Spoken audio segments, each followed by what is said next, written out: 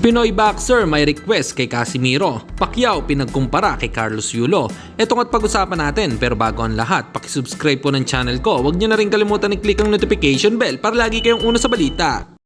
Laban ang aasahan, balita sa mga pambato na isasalang, pasabog na video, lahat yan nandito. Nino Cruz TV ang iyong paborito. Pag-usapan nga po natin mga kaboxing, Manny Pacquiao at Carlos Yulo parehong nagtagumpay, naging maingay ang mundo ng Pilipinas. May pagkakaiba silang dalawa.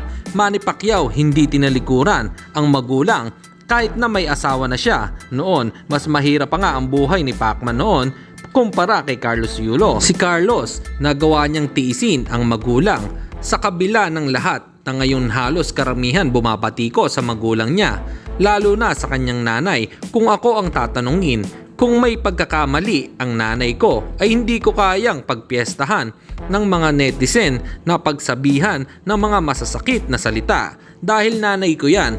Ngunit magkakaiba ang tao. Nangangahulugan lang sa kanilang dalawa ay mas maayos makitungo si Ma'am Jinky Pacquiao sa kanyang biyanan. Naway maging maayos ang lahat. Ano po ang opinion nyo dito mga kaboxing? Comment lang kayo sa ibaba.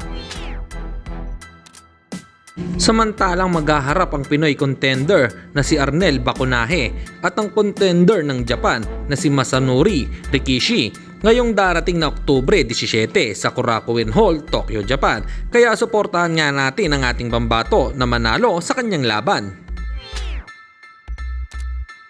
At sa kabilang balita naman tayo mga kaboxing, kumpiyansa naman ang huling nakalaban ni Saul "The Bee" Sanchez na si Arthur King Villanueva na kung matutuloy ang laban ng Sanchez at Janrel Casimiro, kayang-kaya ito ng taga-Ormoc, ngunit dagdag pa ni Villanueva.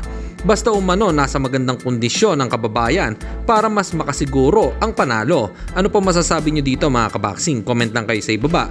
Hanggang dito na lang muna ang ating balita. Dito na lang ang aking boxing news report. Babu!